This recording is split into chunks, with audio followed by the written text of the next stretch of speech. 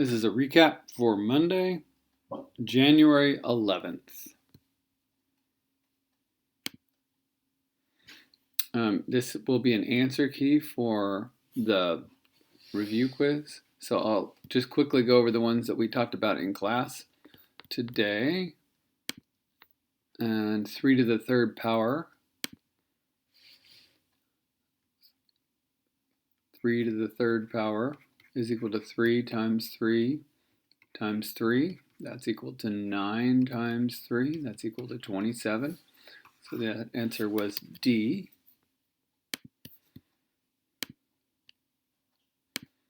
The second problem was using order of operations, 47 minus 4 times 5 divided by 4 plus 8. There's no parentheses, there's no exponents. And so we go, the first step is multiplication, so that's 47 minus 20 divided by 4 plus 8. And then we do division next, 47 minus 5 plus 8, and then we do subtraction next, 42 plus 8. So the answer was C. And the third problem we did in class today was P minus 14 for P is equal to 38. It's just an expression, not an equation. So if we replace the P with 38 minus 14, the difference between 38 and 14 is 24. So that answer was D.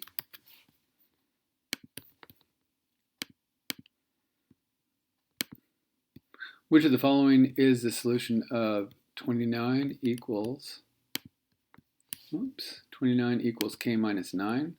So 29 equals K minus 9. You add 9 to both sides, and you get 38. And really, you're adding 9 to create a zero pair, and on this side, and then figuring out what the answer is on the left side. In this case, the answer was A.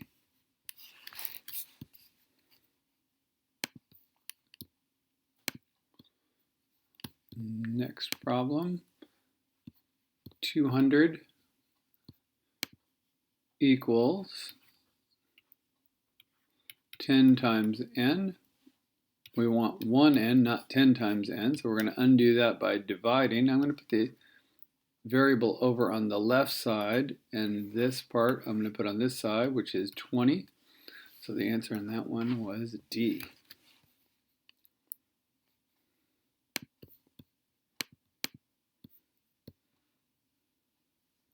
This is a negative divided by a negative, and so the answer is going to be positive.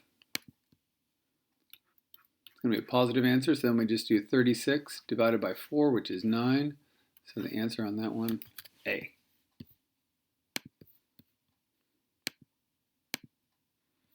The negative 1/2 is right, let's see, it's right here, because that's negative 1/2.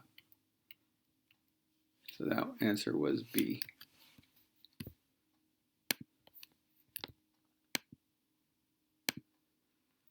And negative 1.25, let's eliminate some of these. That's not negative. And this is less than negative, or greater than negative 1.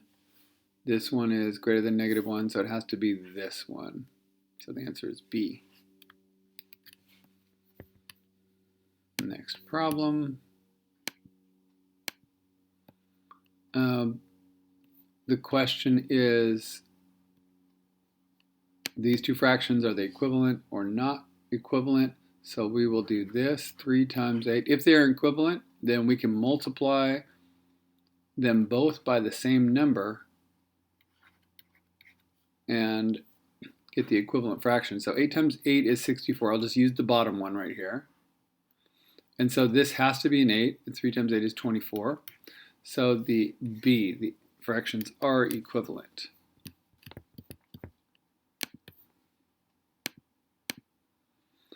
write 20/8 as a mixed number in simplest form.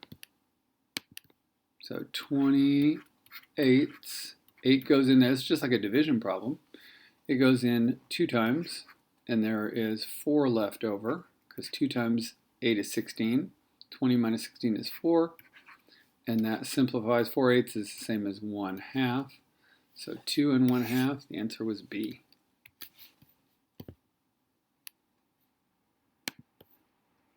We got a few more problems to go here. Write the decimal -11 and 4/100 as a mixed number in simplest form. So if you say it aloud, -11 and 4/100, then you get the fraction. And then if you simplify that 4/100, 4 goes into 4 once, 4 goes into 100 25 times, you're going to get -11 and 1/25. So the answer was A.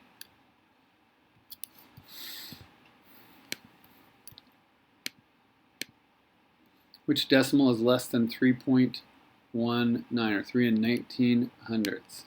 3 and 1900. It might be easiest if I switch these all to like the same decimal so I can compare them. So we're going to do 3, and I'm going to actually have it be 190 thousandths. 3 and 190 thousandths.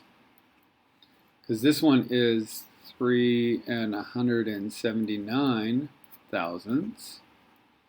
So that's less than 170, so I know that one's true. This one would be 3 and 200 thousandths, so that would be greater than.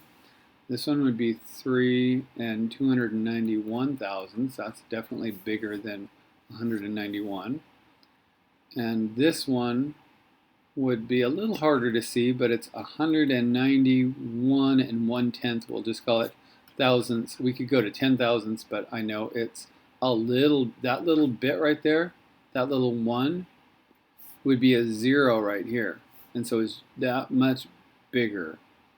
I'm sorry, this, let's see, yeah.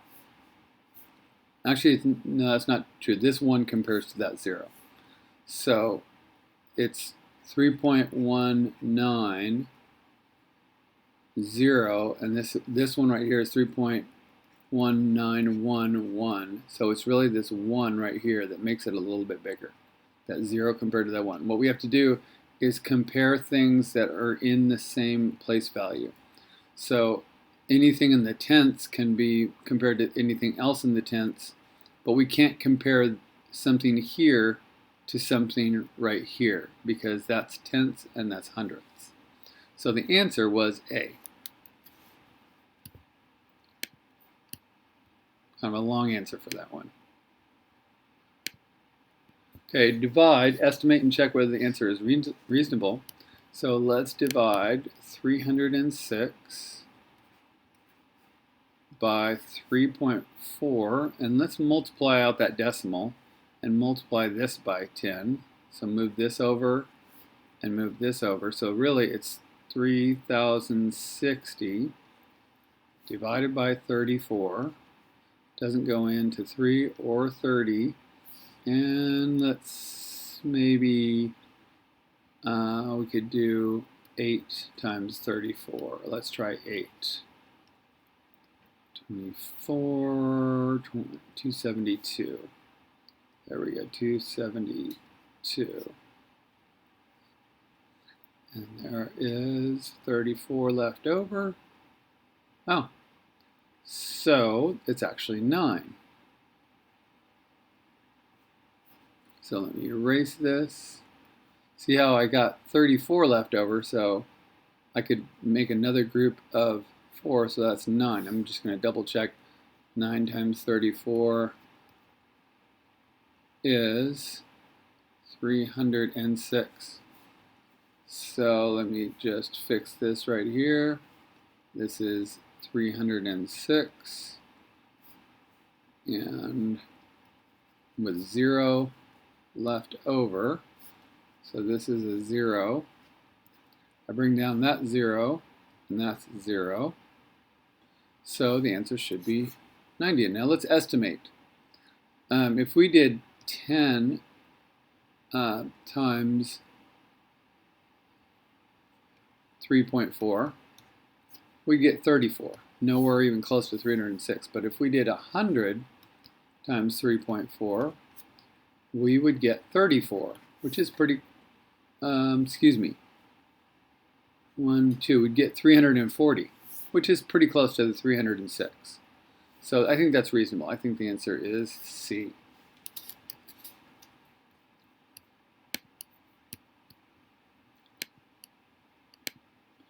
Solve the following.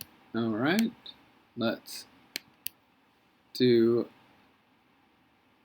2.02 times an unknown number is equal to negative 3.636. So we're going to divide by 2.02. 2.02, that gives us 1. So W is going to equal negative 3.636 divided by 2.02. Let's move these decimal places twice. So really, what we're doing is 363 divided by 202. It's going to go in there once. And 161 left over.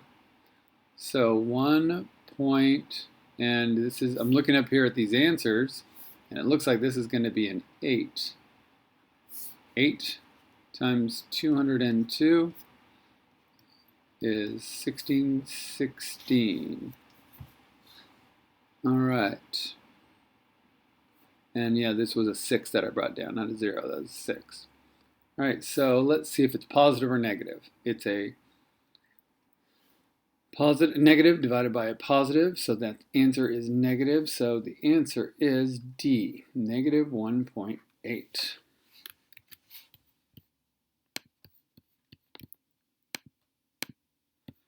Christy had $7 when she went to the store. When she got back, she had $2.36. How much did she spend? Well, let's subtract out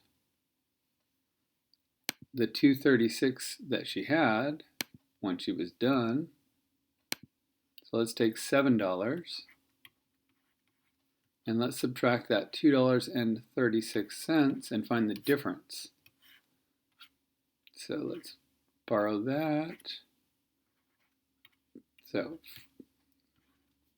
looks like she spent $4.64 at the store and came back with $2.36. We could double check that. She spent $4.64. She had in her pocket left over $2.36. So that means that she started with $7. Okay, so the answer was D.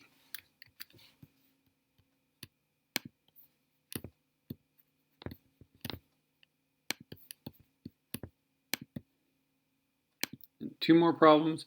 Multiply, write the answer in simplest form.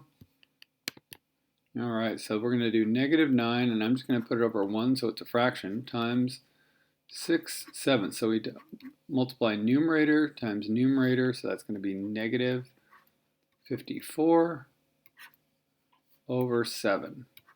7 goes in here 7 times.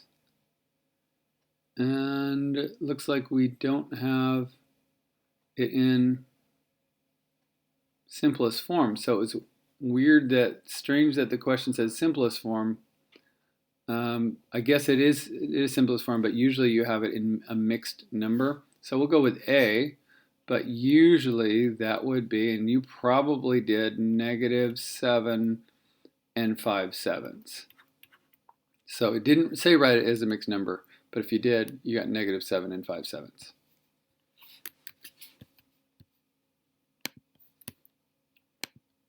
And that one was negative, because a negative times a positive is negative. And last problem, divide and put the answer in simplest form. All right, so let's do 2 and 1/6 divided by 1/13. So I'm going to change this part right here to an improper fraction. 6 times 2 is 12, plus 1 is 13. 6 divided by 1/13. To divide by a fraction, we multiply by the reciprocal. The reciprocal of 1/13 is 13 over 1, and we know that because we multiply those together. A number times its reciprocal is always equal to 1. So we multiply by 13 over 1, and so we get, let's see, it's going to be 13 times 13 is 169 divided by 6. So let's do 169 divided by 169 divided by 6. Actually, I'm going to do it up here. 169 divided by 6 goes in here twice. Goes in here 8 times. And there's 1/6 left over, so 28 and 1/6. D is the answer on that one. And I think that's all of the problems. Let's see. That is. So that is not only a recap for Monday, January 11th, but an answer key for the test review.